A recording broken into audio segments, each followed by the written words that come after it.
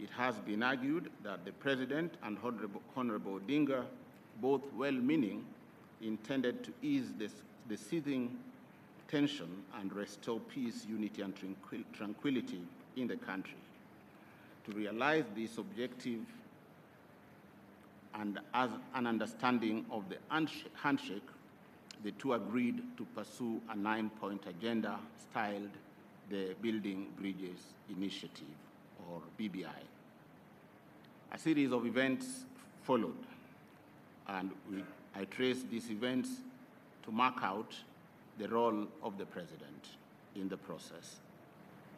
By a gazette notice of 31st May 2018, the President appointed a 14-member team known as the Task Force on Building Bridges to United Advisory. By a subsequent special gazette notice of 10th January 2020, the Steering Committee on the Implementation of Building Bridges to a United Kenya Task Force report was also established, and as the name suggests, to implement the report of the task force. Of interest, one of its mandate was to propose administrative policy of constitutional changes that may be necessary. The Steering Committee's report was presented to the President on 21st October 2020.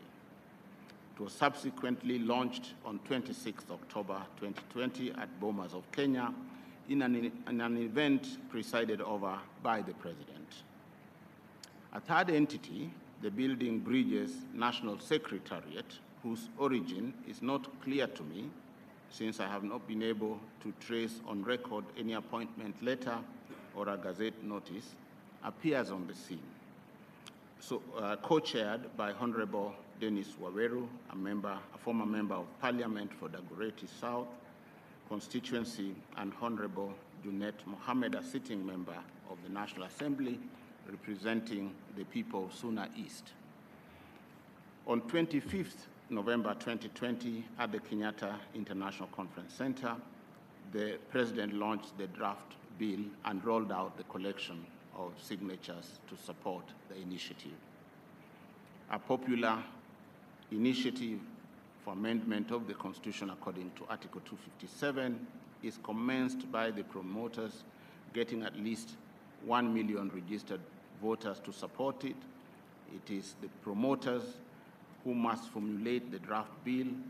They are required thereafter to deliver the bill and supporting signatures to IBC. And from this point, the process is self-executing along the lines in Chapter 16. The term popular initiative has not been defined in the Constitution, but for the present purpose, the definition sources employed by both the High Court and the Court of Appeal are unanimous that the term popular initiative can only be an initiative by the general public. In common parlance, simply the people. The citizen who was described by Madan, Chief Justice in Githunguri, as the man in the market, the man on Pangani bus. On the other hand, the word promoters in the Constitution is used only in Article 157. It is apparently a term of art in the context of amendment of the Constitution, describing the persons not in the company law sense or in the colloquial sense, but those who initiate or champion constitutional changes. Beside the definition of the term popular initiative, there is history behind the process for the intendment of the framers.